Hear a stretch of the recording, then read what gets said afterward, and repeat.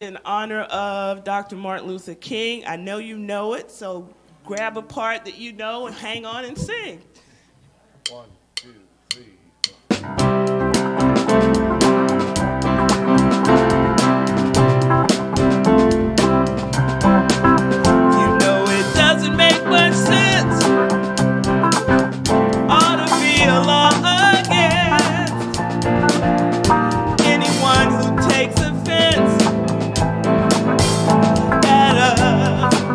Day in your celebration, 'cause we all know in our minds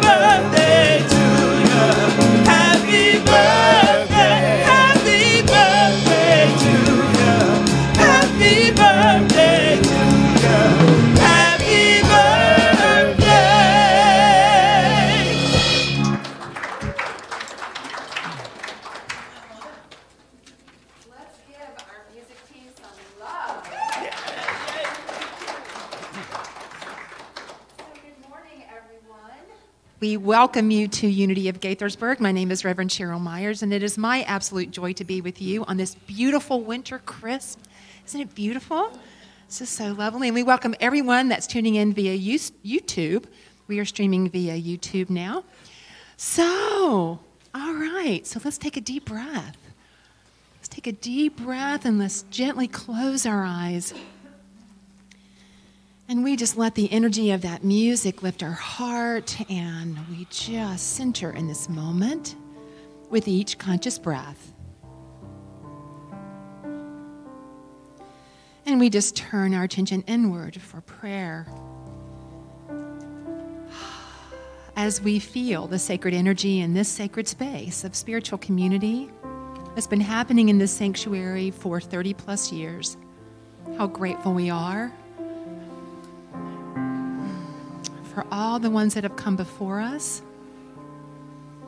that have paved the way for us to be here right now in this current expression of Unity of Gaithersburg, where this year our focus is shining our light. And so we shine our light in every interaction that we have this morning in spiritual community, whether it's a handshake or a hug or a verbal exchange. We celebrate that we can come here this morning and be with folks that hold the vision of a world that truly works for all. So we open our hearts and minds to be blessed during this time and to be a blessing. And we just feel the gratitude overflowing. And so it is. Amen. Amen. So for those of you that are with us for the first time, and for those of us that are here every week, it's always a great reminder for us to hear the mission that we're all about here at Unity of Gaithersburg. So let's affirm together our mission statement. We are a heart-centered, evolving, and expansive spiritual community dedicated to expressing our divinity and honoring all through spiritual practice, education, and service. Yes. So if you are here with us for the very first time this morning, if you would just raise your hand real nice and tall and keep them raised, our ushers and greeters will come. We have someone right here, Amanda. And if you will fill out the card on the front and just put it in our offering bag, we'll just put your name, your email address on our Friday afternoon distribution list. We have a wonderful email that goes out every Friday afternoon that tells you everything that's happening at Unity of Gaithersburg, and there's a lot. It's really great. All right, let's stand and sing a congregational song together.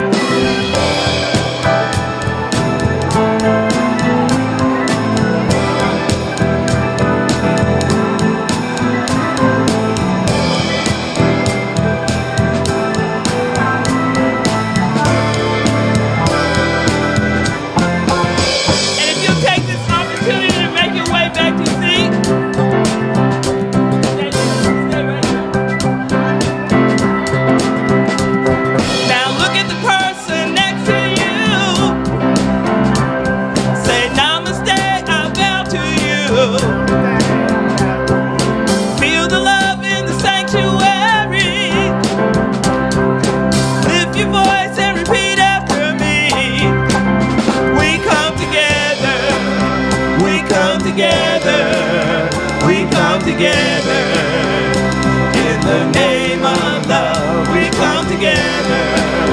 We come together. We come together.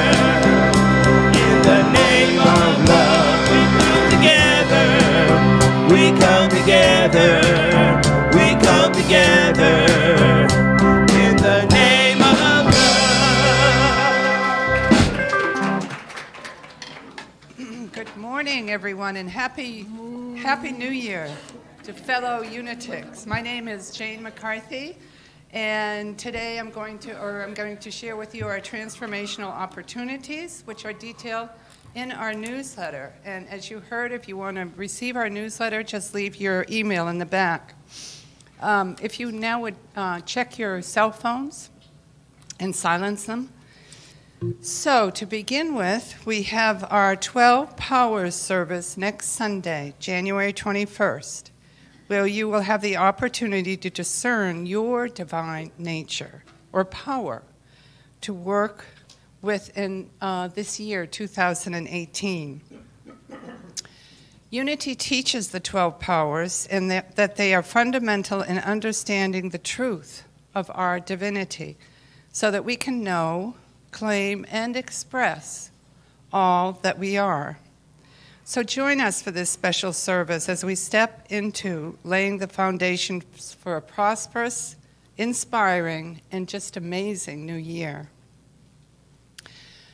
Now, for over the last 10 years, a former member of Unity of Gaithersburg here, Charlie Stinnett, has donated a beautiful handcrafted Afghan, as you've seen modeled in our previous weeks, to our spiritual, oh, here it is. Edie's bringing it around. Thank you, Edie.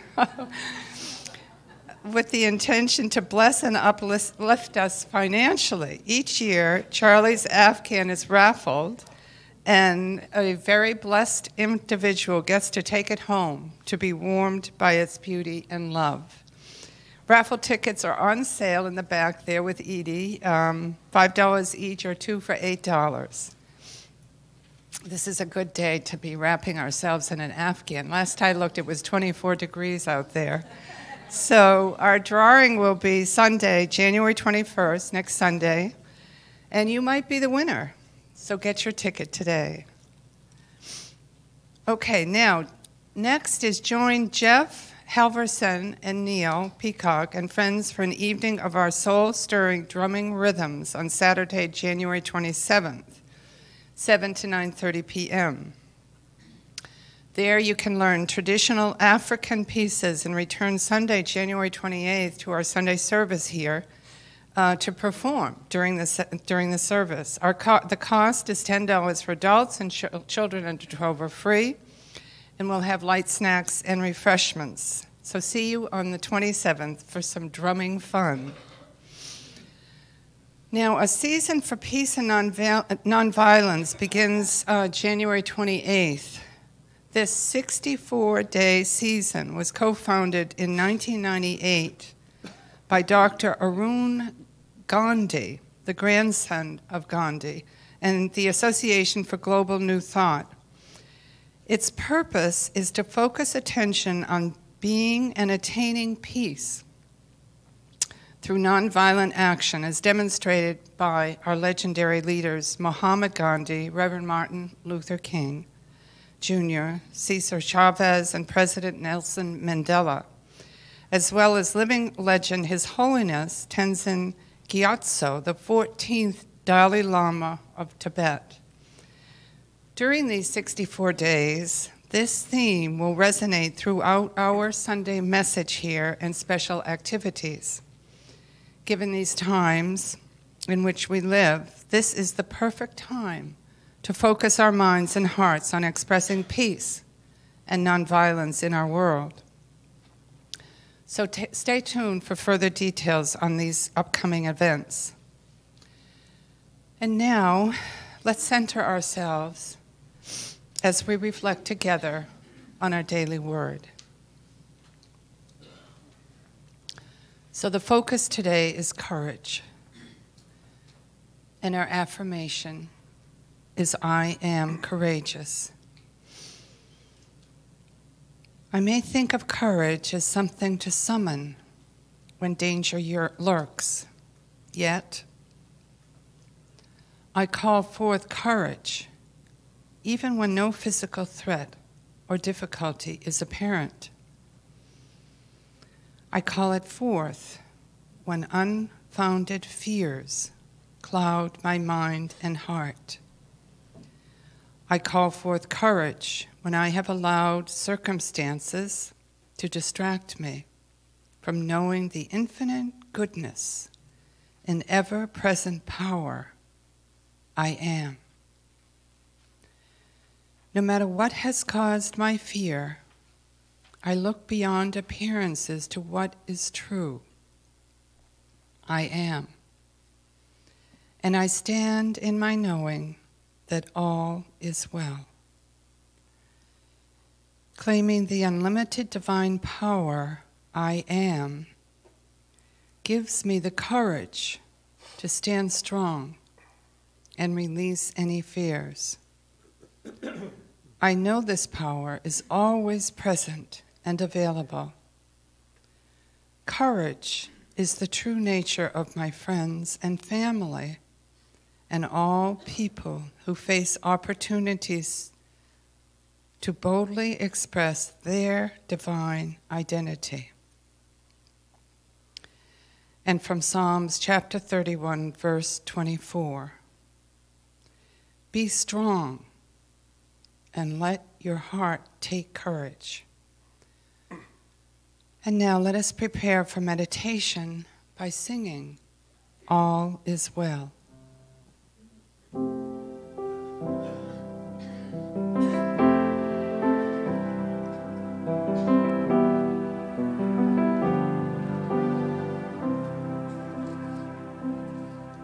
As I close my eyes and the world disappears, I can feel my breath rise and fall. There's a light inside that dispels all my fears, and I hear a gentle voice calling. All is well. All is well.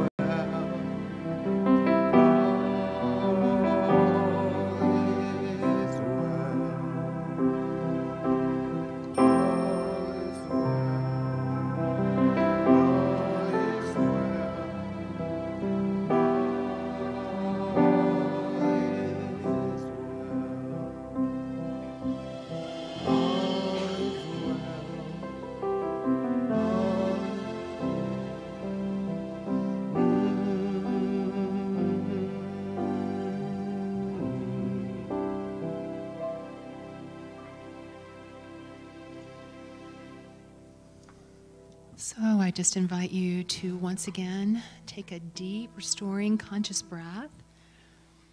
And just gently close your eyes if you feel comfortable. And just settle in to your chair and just relax your physical body.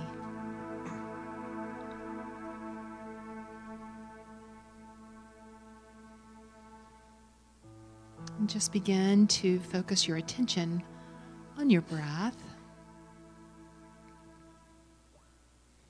Shifting your attention away from any busy thoughts or body sensations. Just focus your attention right now on the breath, moving in and moving out.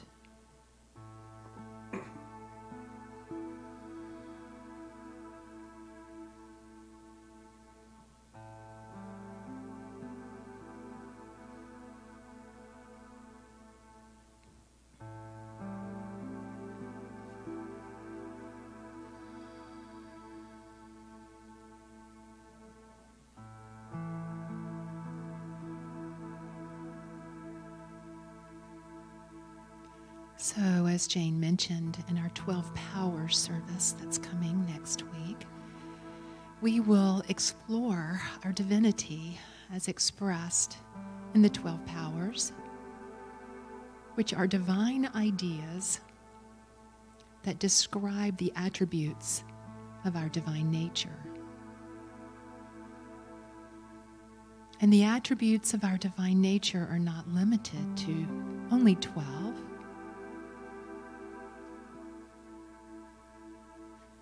For courage is an attribute of our divine nature.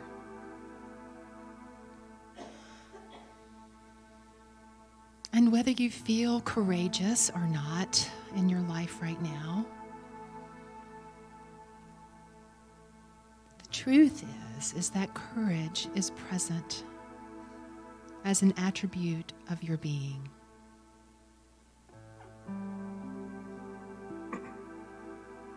The divine nature, the beingness that you are that never changes. And what does change is our awareness and expression of it.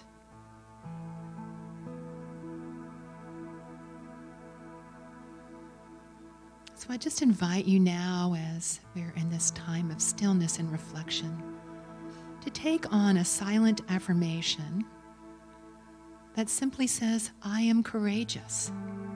So just invite you to silently affirm that to yourself right now. I am courageous.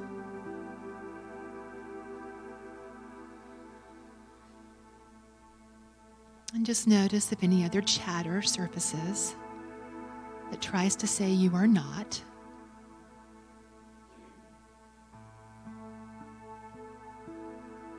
Just allow those thoughts to just pass on by and continue to silently affirm, I am courageous.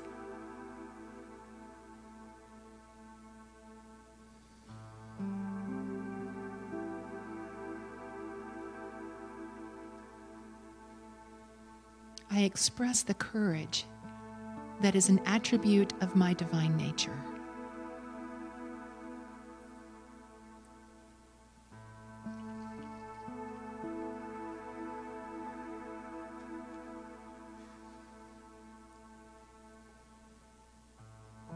I am courageous. And I express my courage in my life.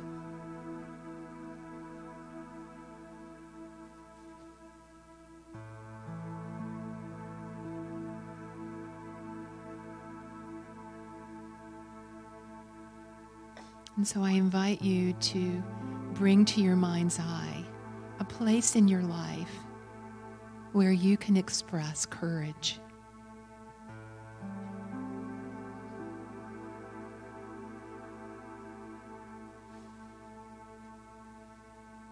Maybe it's taking a stand when someone you know has been marginalized.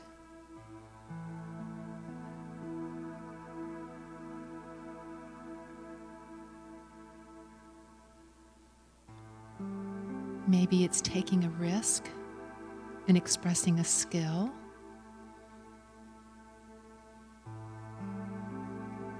Just allow something to come to your mind's eye with ease of a place in your life where you can express your courage.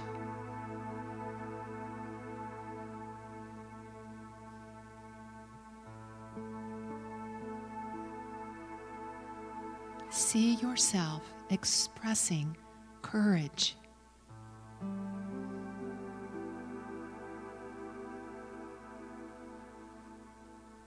And notice how that feels for you.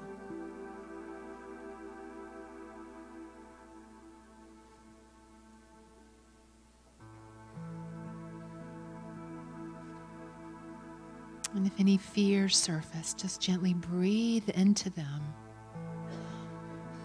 And silently affirm the truth. I am courageous.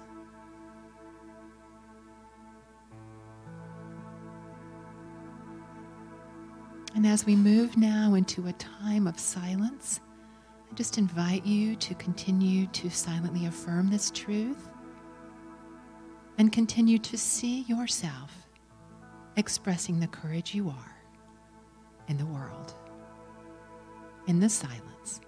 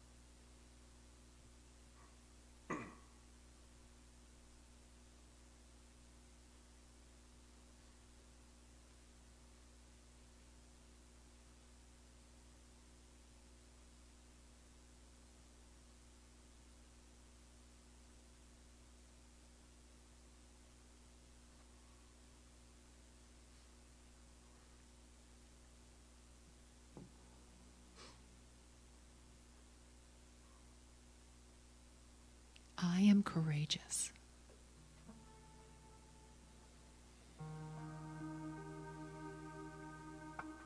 So I just invite you to take a deep breath into that truth.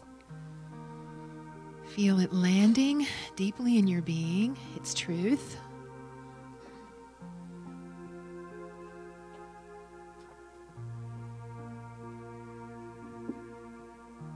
And so what I hold for all of us is that we leave here today remembering this truth and expressing it more fully in our lives. Experiencing a greater joy and fullness of living. Take one more deep breath. And for the courage that we are, we give thanks. And so it is. Amen.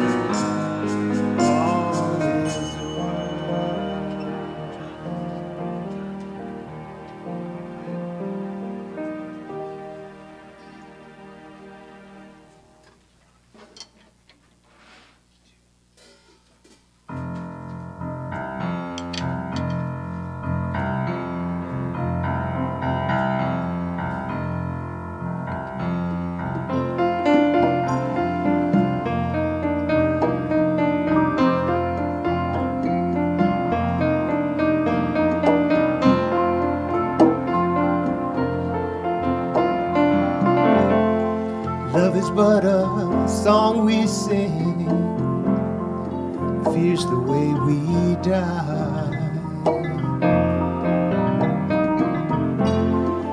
You can make the mountains ring or make the angels cry.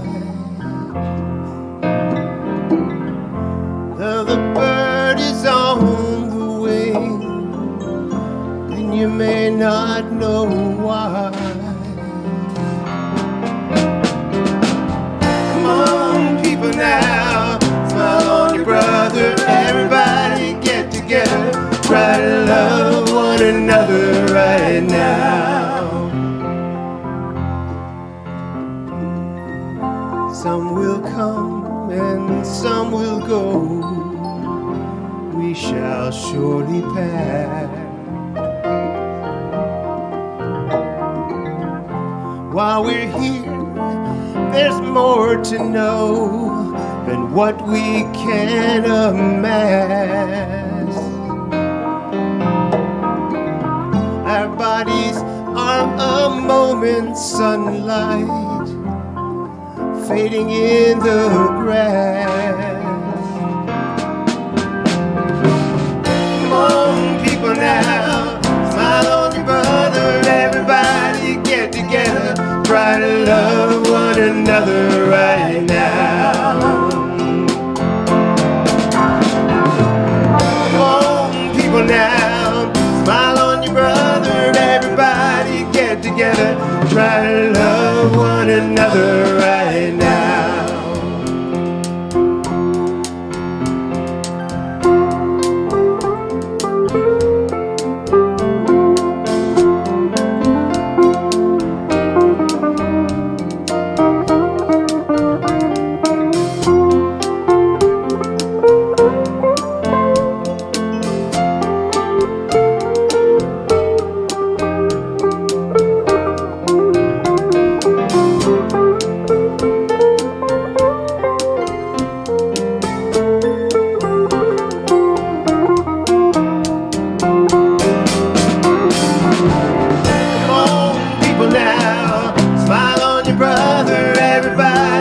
Together, try to love one another right now.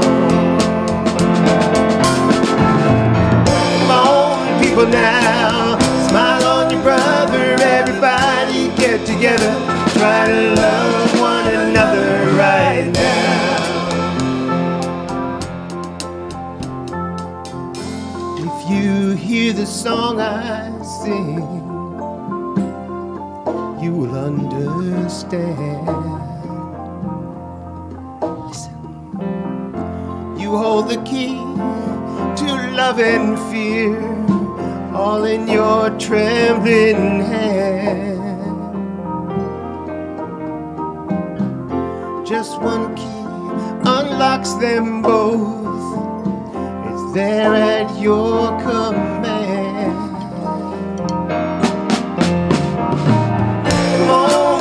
Now, smile on your brother, everybody get together, try to love one another right now. Come on, people now, smile on your brother, everybody get together, try to love one another right now. Come on, people now, smile on your brother, everybody get together, try to love one another right now. Right now, right now.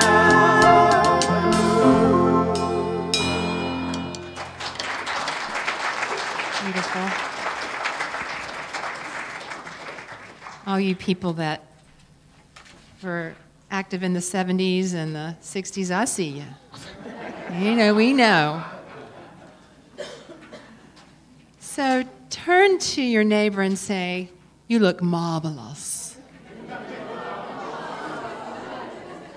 Darling. Marvelous, darling. Well, I think you've gathered there's a theme today. This is one of my favorite Sundays, because I love to celebrate this amazing man named Reverend Dr. Martin Luther King.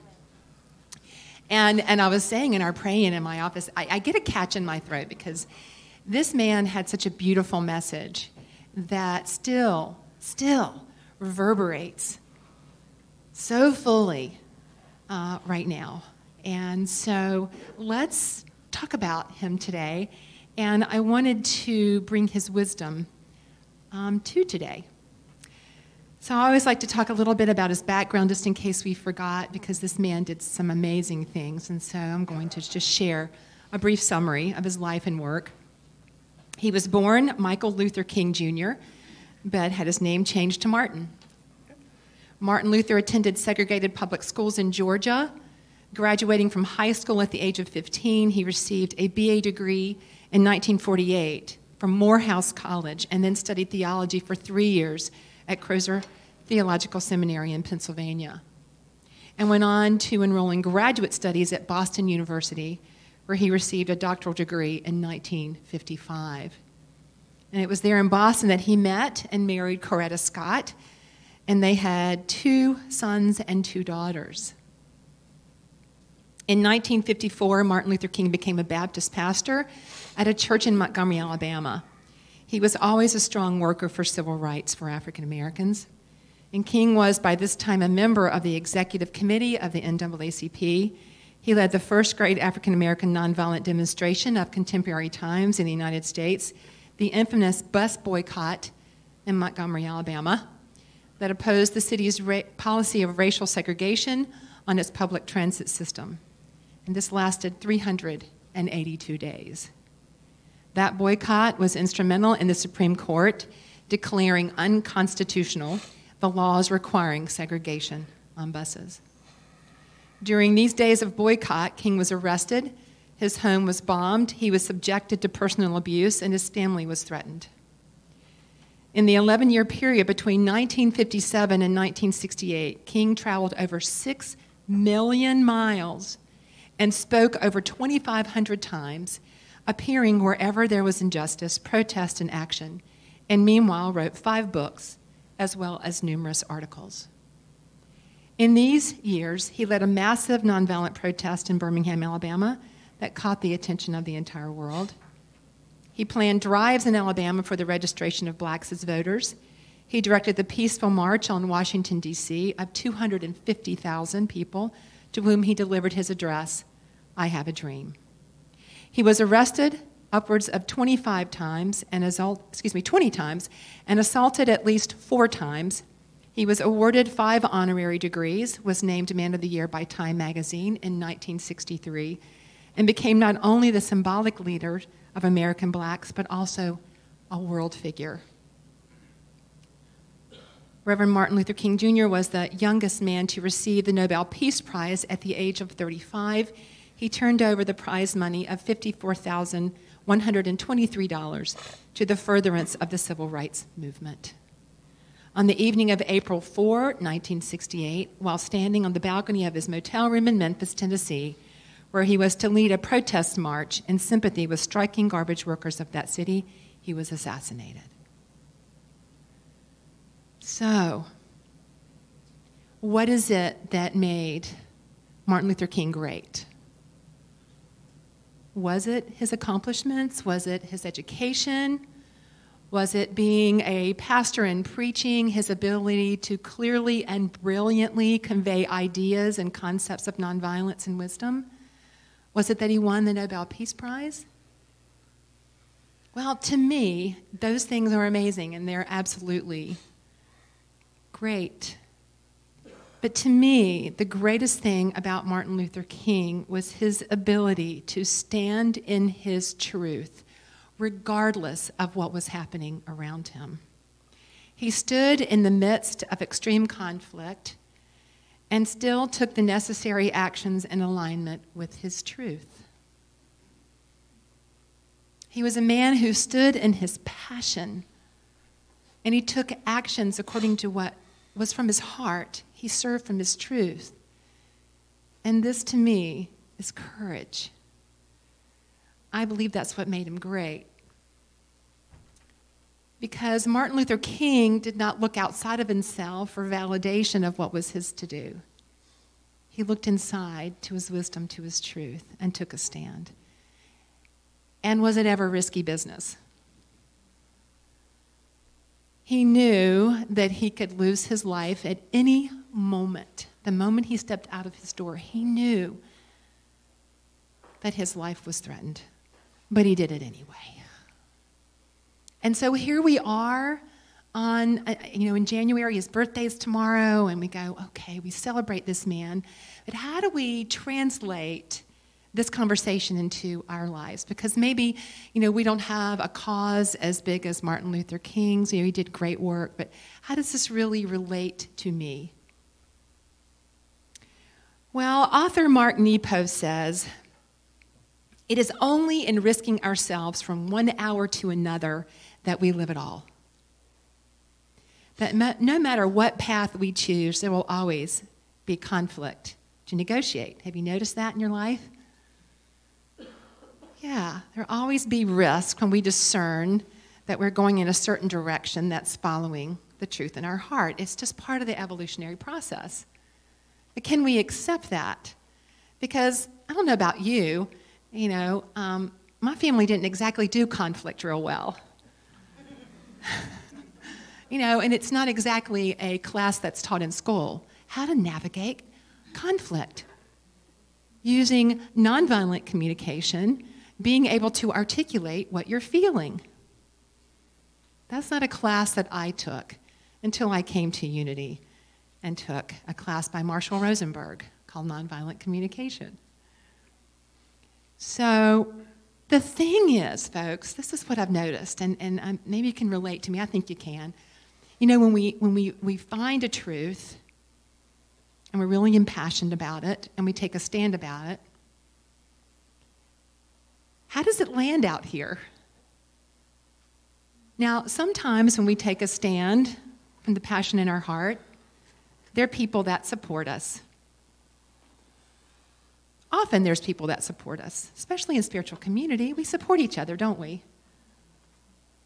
Especially if it's a cause that comes from your truth, that's for the goodness of humanity. But have you ever taken a stand in your life and other people haven't responded very positively to it? Have you? Yeah. Where people have expressed their disappointment in the choice that you're making? That people have been possibly even angry with you? And so how have we handled that? How have we handled the disappointment and the upset of others when we stand in our passion and in our truth? You know, Martin Luther King said, an individual has not started living until he can rise above the narrow confines of his individualistic concerns to the broader concerns of all humanity. Yeah. So, especially in these tumultuous times, what's it like out there when we take a stand? Because, folks, this is what's really impassioned on my heart, is that I am so done with Unity being called the best kept secret. And I know I've said this before, but folks, right now, our Unity teachings are being called for in our world. Because right now, I am in a room filled with people, and I'm going to make an assertion that because you are here, you are open and receptive to hearing there's no separation. That regardless of how we express, how differently we may look on the outside, whether it's race, culture, socioeconomically, who we love, whatever it is, I am in a room full of people right now that get none of that stuff really matters. Is that a safe assertion? Okay. Yeah. Okay. However, when you walk out of these doors and you go to Facebook or you go to CNN or wherever you might go, as some of us have just said, no thank you, you hear a very different message. And folks, we are good people, and we get it. And I just want to call us up on the birth, as we celebrate the birth of Martin Luther King Jr., that we stand in our truth like we never have before. That when you hear someone being marginalized, when you see something, an injustice right in front of you, that you take a stand and you speak up. The tricky part is that sometimes it takes a lot of courage, because speaking our truth and standing in our knowing that there is no separation and expressing that in our world is not always the most popular thing, and we can get kickback. But this is what Jesus said. If you cling to your life, you will lose it. But if you give up your life, you will find it. You know what he meant by that? Is that if you cling to your comfort zone, if you cling to what you already know is safe, we'll lose ourselves. Because the thing is, we all just said, we know what's true. And see, what happens is that when we don't stand in it, we feel at some level of our being out of integrity with ourselves. Yeah, and Mark Nepo talks about how when we take a stand, it's called the friction of being visible. That all of a sudden, there's friction because we've taken a stand and it might not be, and it probably won't be, the popular view. And so there can be friction because we can feel afraid. And we don't want to disappoint sometimes, if we were raised that way. I was raised as a Southern girl to be sweet and good, whatever that means. Usually it meant not rocking the boat. Yeah, and I just went home to Charlotte to see my mom, and it always comes back to me. Oh, wow. Yeah. So that friction of being visible, when the external says, who do you think you are? What are you talking about? And then there's the friction of being invisible, because in the internal, we feel that friction when we don't say yes, when we don't take a stand, because we know it's true, and we can beat ourselves up. We feel upset with ourselves. We feel out of integrity with ourselves. So this is the time for us to be gentle with ourselves, and we can stand the next time. You know, we don't need to carry a big stick. But Jesus also said, let your yes be yes and your no be no. Be clear. Be clear about what your truth is. Let your yes be yes and your no be no. Just like Rosa Parks said, I'm not moving. There was no wishy-washiness there. She was clear. Yeah. So, Martin Luther King said, I submit to you that if a man hasn't discovered something that he will die for, he isn't fit to live. And that's strong. That's strong. But that's how he lived his life. You know, being a change agent is risky business. And folks, you know, I'm not standing up here saying you need to go lead the charge at the Women's March and put on your pink hats or do whatever you want to do. If you want to do that, that's great. But we can be a change agent in our life.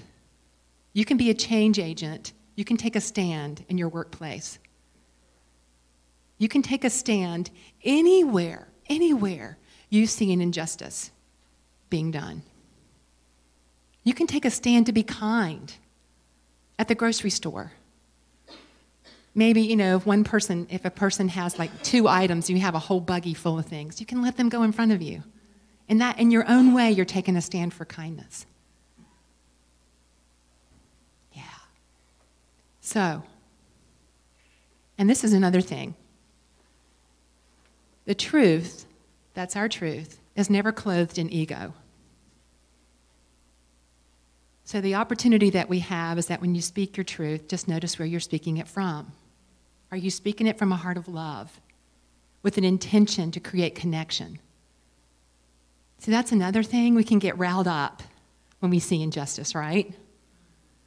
And we can speak from anger. And we can speak in a way that can talk about friction. Because remember, no change is ever brought about by the same energy that created it.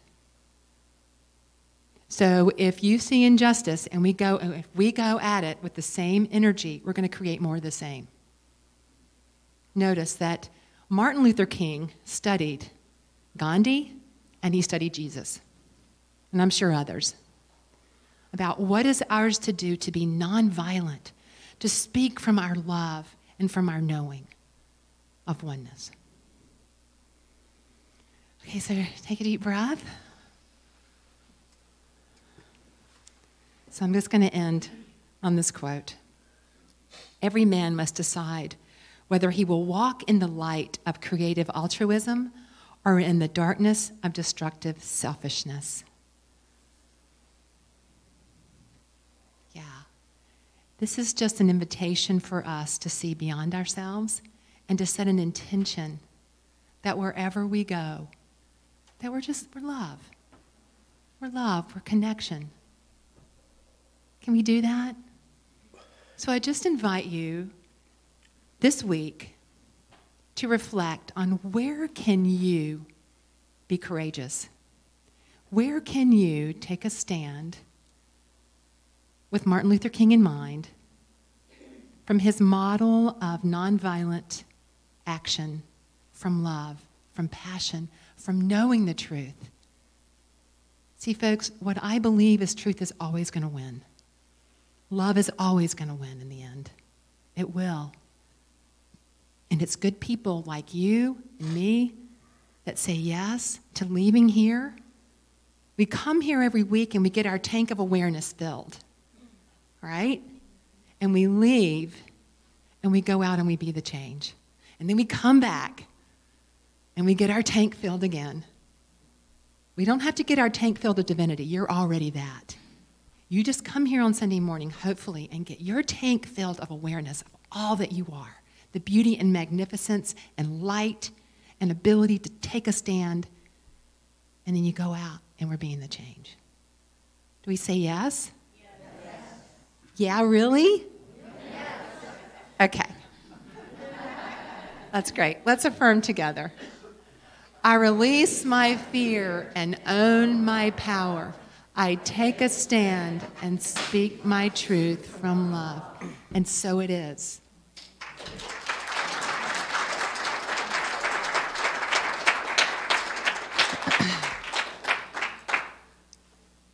Thank you for that wonderful message and reminder.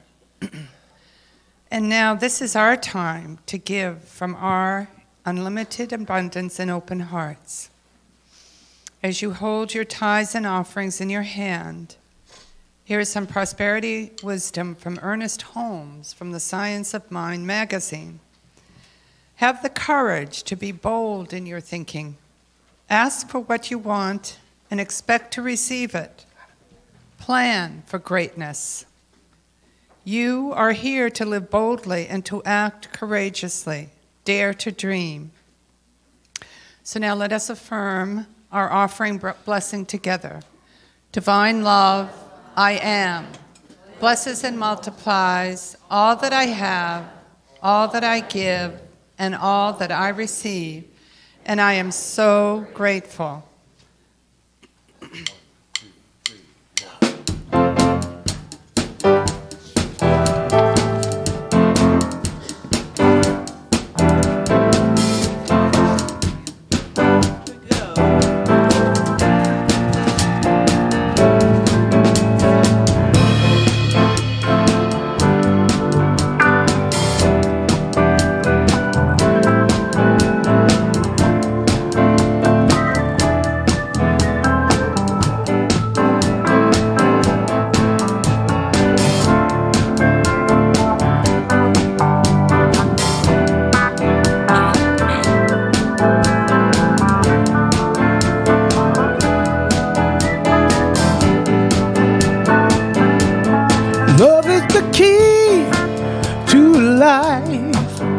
The things that make it right. Why we can't be one, I'll never know. Love is the key this time, and there's no doubt in my mind. If you really want to be free, love is the key. Love is the key that shows the kind of thing you feel. Let's get on our feet.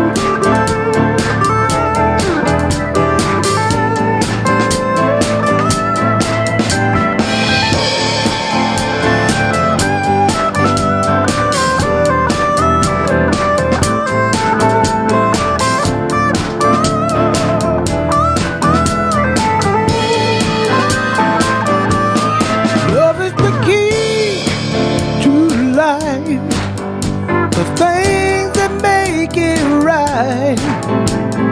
Why we can't be one, I'll never know. Love is the key, you know I'm right. Oh, it makes me feel so dynamite. If you really want to be free, You wanna be free. really, love is the key. Love is the key. Yeah. Really want to be free. You wanna be free. Really, love is the key.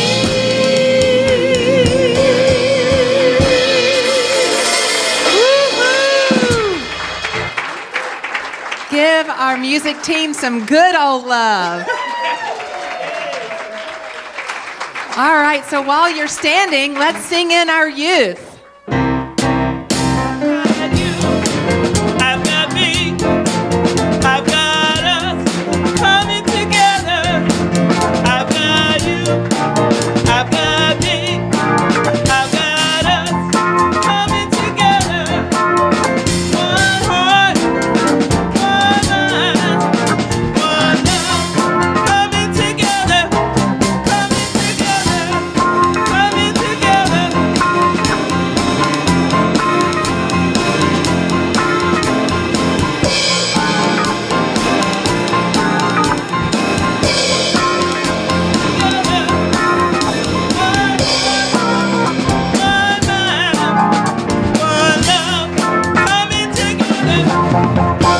Please be seated.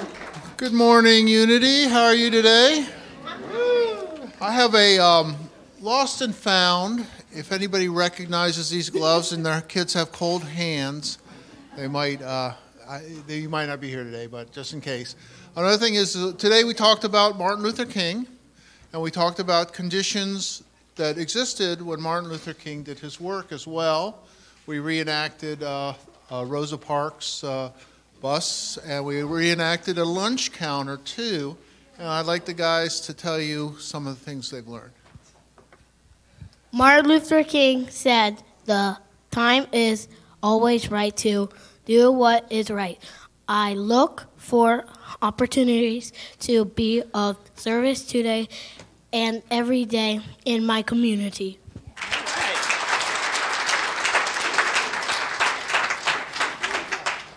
Martin Luther King said, "Love is the only force capable of transforming an enemy into a friend. Choose to live with an open heart."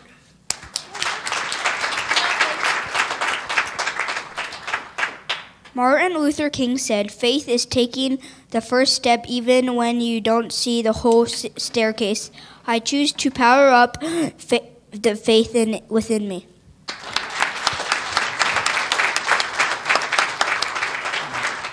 All right, well, let's stand and bless our children. Together, you are the light of the world. Live as the light. Now let's join hands and sing our peace song. 1, 2, 3.